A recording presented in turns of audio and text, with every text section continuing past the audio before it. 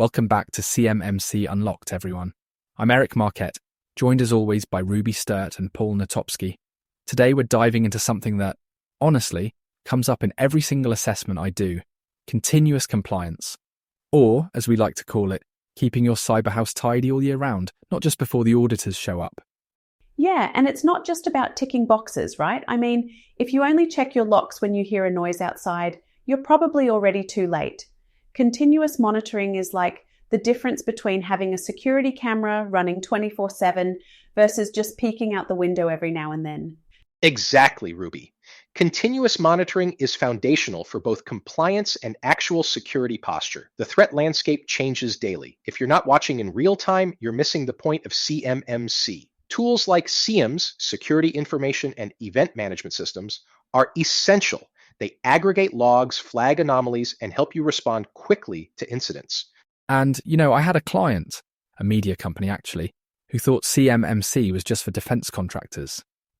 But they started handling some DoD training content, and suddenly they had to get serious about monitoring. They went from, oh, we'll just do a yearly review, to, wait, we need real-time alerts and dashboards. It was a bit of a wake-up call. But once they got their monitoring in place, they actually caught a phishing attempt before it did any damage. So it's not just compliance for compliance's sake, it's real protection. And that's the thing, right? The tools aren't just for show, they're your early warning system. If you're not using them, you're basically flying blind. Let's build on that.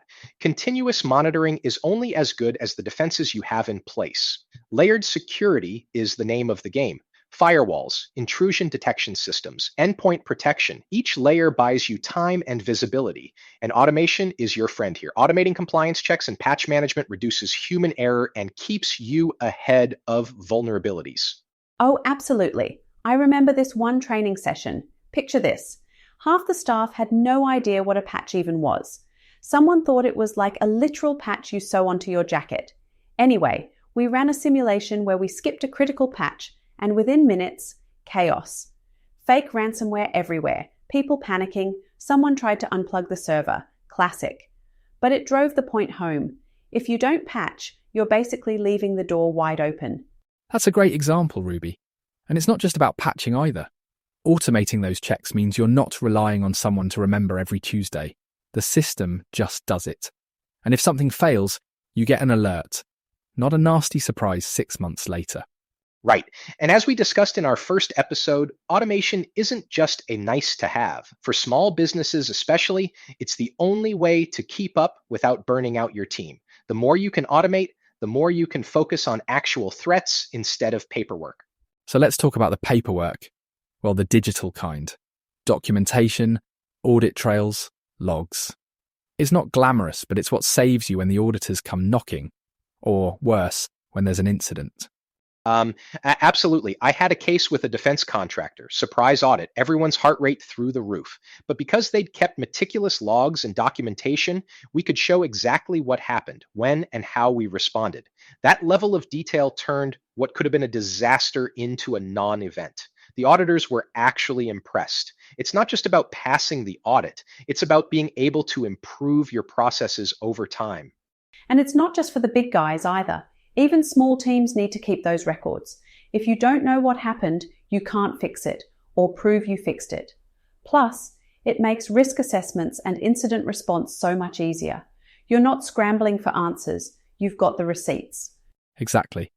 And as we touched on in our last episode about CUI and data rights, having clear documentation helps you manage scope and avoid costly mistakes. It's all connected.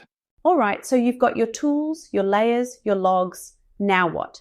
If your team isn't trained, it all falls apart. Continuous training is key. Cyber threats evolve, and so do CMMC requirements. You can't just do a one-off training and call it a day.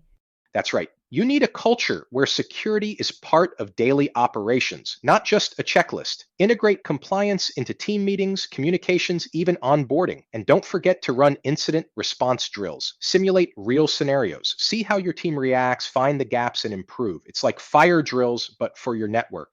And honestly, people remember stories and hands-on exercises way more than a PowerPoint. If you can make it real, like Ruby's patching chaos story, it sticks. Plus, it gets people talking about security. which is half the battle. Yeah, and if you can laugh about it, even better. But seriously, regular training and open communication make compliance feel less like a chore and more like a team sport. Let's wrap up with where things are headed. Automation and AI. These aren't just buzzwords. Automation tools and AI-driven analytics are changing the game for real-time monitoring and threat detection. They can spot patterns humans might miss and flag issues before they become breaches. And it's not just about detection either. Automated workflows for compliance reporting and remediation mean you spend less time on manual tasks and more time on actual security.